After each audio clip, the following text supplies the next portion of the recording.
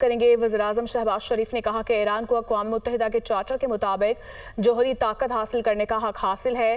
پاکستان ایران کے موقف کے ساتھ کھڑا ہے، کسی قسم کی دہشت گردی کو برداشت نہیں کیا جا سکتا۔ ہم اپنے بارڈرز پر دہشت گردی کے خلاف بھرپور اقدامات کریں گے۔ غزہ میں بدترین ظلم ہو رہا ہے، بے گناہ لوگوں کا خون بہایا جا رہا ہے، نومولود بچے قتل ہو رہے ہیں۔ ایرانی سپریم لیڈر اور صدر نے غزہ کے مظلوم مسلمانوں کے لیے ہمیشہ آواز اٹھائی۔ پاکستان نے بھی آواز اٹھائی۔ اس معاملے پر پوری دنیا کو یک زبان ہونا چاہیے، ورنہ تاریخ معاف نہیں کرے گی۔ کشمیر میں صورتحال غزہ سے مختلف نہیں، کشمیر کی وادیاں خون سے سرخ ہو چکی ہیں۔ ایران کے شکر گزار ہیں کہ آپ نے کشمیر کی آزادی کے لیے آواز اٹھائی۔ ایران کے خلاف اسرائیل کی جارحیت کا کوئی جواز نہیں تھا۔ ایرانی فوج اور عوام نے اسرائیل کا بہادری اور شجاعت کے ساتھ مقابلہ کیا۔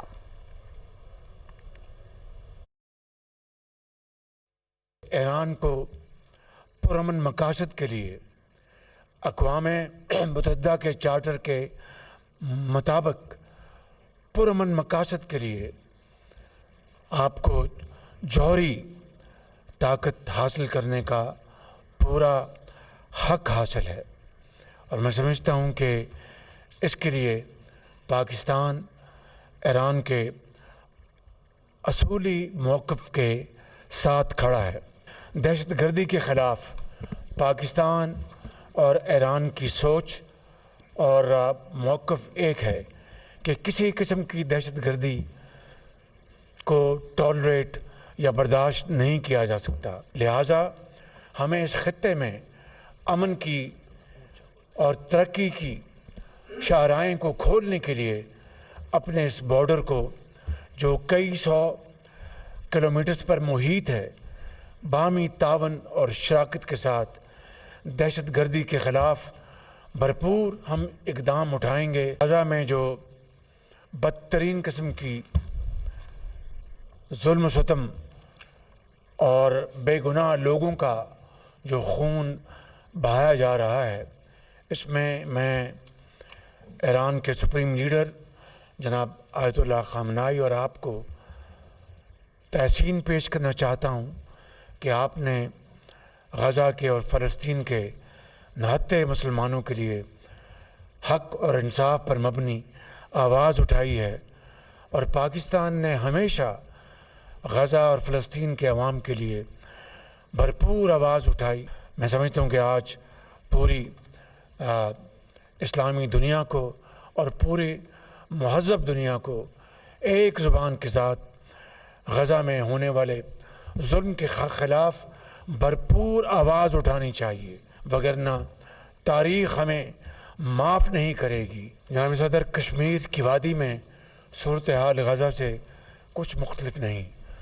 وہاں پر وادی میں معصوم کشمیریوں کا خون دن رات گر رہا ہے، ان کی وادیاں ان کے خون سے سرخ ہو چکی ہیں۔ ہمیشہ کشمیریوں کی حقوق آزادی کے لیے آپ نے آواز اٹھائی ہے۔ حالیہ جون میں جو اسرائیل نے بغیر کسی وجہ کے، بغیر کسی ٹھوس کاز کے جو ایران کے خلاف جارحیت کی، پاکستان کے 24 کروڑ عوام نے اس کی بھرپور مذمت۔ اس جنگ میں آپ کی لیڈرشپ میں فوجوں نے اسرائیل کے ڈیفنس کو، ان کو بری طرح ایکسپوز کیا، ایران کی سالمیت اور خود مختاری اور حمیت کا بھرپور دفاع کیا۔ میں ختاماً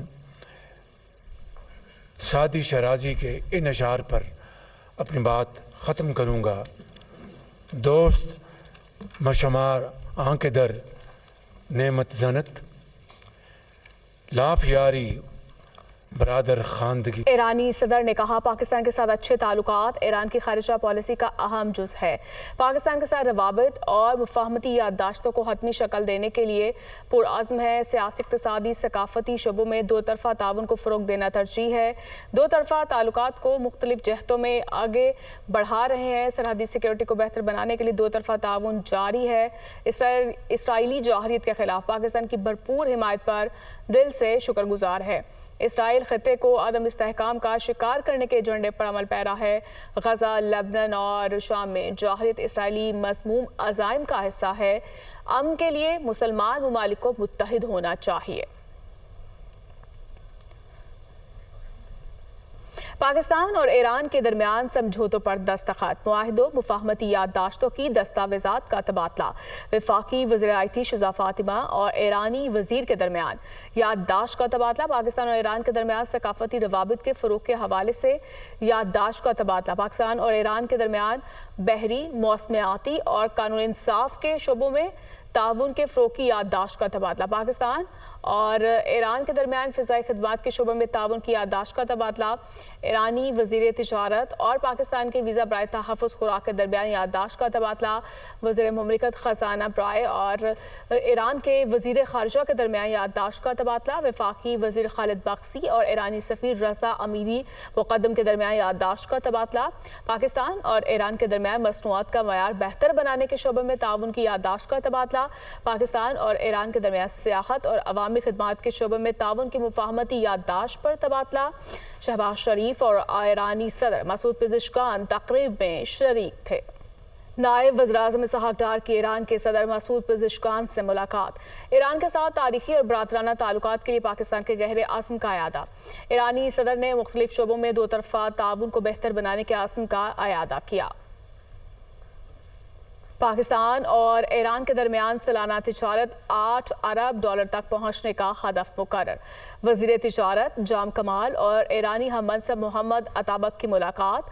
دو طرفہ تجارت کو نئی جہت دینے پر اتفاق۔ وفاقی وزیر تجارت نے کہا، ایران کے ساتھ تجارتی تعلقات میں تیزی لانے کا وقت آ گیا۔ جغرافیائی قربت کو تجارتی فائدے میں بدلنا وقت کی ضرورت ہے۔ پاکستان ایران وزرائے تجارت کا باہمی سرحدی تعاون بڑھانے پر زور۔ مشترکہ اقتصادی کمیشن کے آئندہ اجلاس کو تیز کرنے پر اتفاق۔ ایران پاکستان کے تعاشروں میں اعتماد کی فضا پیدا ہوگی۔ B2B اجلاسوں کا نیا سلسلہ شروع ہوگا۔ مشترکہ اقتصادی کمیشن اجلاس جلد منعقد کرنے پر اتفاق کیا گیا۔ لاہور چائنا اسکیم کے علاقے میں سائن بورڈ گر گیا۔ ریسکیو حکام کے مطابق سائن بورڈ گرنے کے باعث ایک شخص جاں بحق ریسکیو ایمرجنسی وہیکل جائے حادثہ پر موجود ہے۔ یہ افسوسناک واقعہ پیش آیا ہے لاہور چائنا اسکیم کے علاقے میں، جہاں پر سائن بورڈ گر گیا ہے اور ریسکیو حکام کے مطابق سائن بورڈ گرنے کے باعث ایک شخص جاں بحق ریسکیو ایمرجنسی وہیکل جائے حادثہ پر موجود ہے۔ لاہور کے علاقے بادامی باغ میں گھر کے کمرے کی چھت گر گئی، خاتون سمیت 4 افراد زخمی۔ ریسکیو حکام کے مطابق چھت مٹی اور لکڑی کے بالوں کی بنی تھی۔ حادثے میں زخمی افراد کو ملبے سے نکال لیا گیا۔ ریسکیو اہلکار زخمی افراد کو ابتدائی طبی امداد فراہم کر رہے ہیں۔ لاہور میں بارش سے نشیبی علاقے زیراب آ گئے۔ سڑکوں پر پانی جمع ہونے کے باعث ٹریفک کا نظام بھی درہم برہم ہو گیا۔ مزید کیا صورتحال ہے، جانتے نمائندہ دنیا نیوز سامیہ سعید سے۔ جی بالکل، صوبائی دارالحکومت لاہور میں موسم کے مزاج جو ہیں وہ بدلتے ہوئے دکھائی دے رہے ہیں۔ کبھی شہر لاہور میں موسلا دھار بارش ہوتی ہے تو کبھی جو ہے وہ سورج اپنی کرنیں زمین پر بکھیرتا ہوا دکھائی دیتا ہے اور گرمی کی شدت محسوس ہوتی ہے۔ البتہ تاحال تو شہر لاہور میں موسلا دھار بارش برسنے کا جو سلسلہ ہے وہ تھم چکا ہے، مگر شہریوں کو یہاں پر مشکلات کا سامنا بھی کرنا پڑ رہا ہے کیونکہ شہر کے نشیبی علاقے جو ہیں وہ زیر آب آ چکے ہیں۔ مال روڈ پر بھی تاحال پانی موجود ہے۔ اگر کرتبہ چوک کی بات کی جائے تو وہاں بھی جو ہے وہ پانی موجود ہے، جس کے باعث ٹریفک کا نظام بھی درہم برہم ہوتا ہوا دکھائی دے رہا ہے۔ البتہ شہریوں کی جانب سے کہا جا رہا ہے کہ ایک بار پھر سے انتظامیہ کی غفلت کے باعث جو ہے وہ یہ دیکھا جا رہا ہے کہ نظام زندگی چھٹی کے روز بھی جو ہے وہ مفلوج ہو کر رہ گیا ہے۔ البتہ اگر درجہ حرارت کی بات کر لی جائے تو آج کم سے کم درجہ حرارت 27 ڈگری سینٹی گریڈ جبکہ زیادہ سے زیادہ درجہ حرارت 35 ڈگری سینٹی گریڈ تک جانے کا امکان ہے۔ البتہ شہر کا موجودہ درجہ حرارت 34 ڈگری سینٹی گریڈ ریکارڈ کیا جا رہا ہے۔ تو موسم کے مزاج جو ہیں وہ اسی طرح ہی بدلتے ہوئے دکھائی دیں گے کیونکہ مونسون سیزن ہے، کبھی بھی جو ہے وہ موسم تبدیل ہو سکتا ہے۔ جی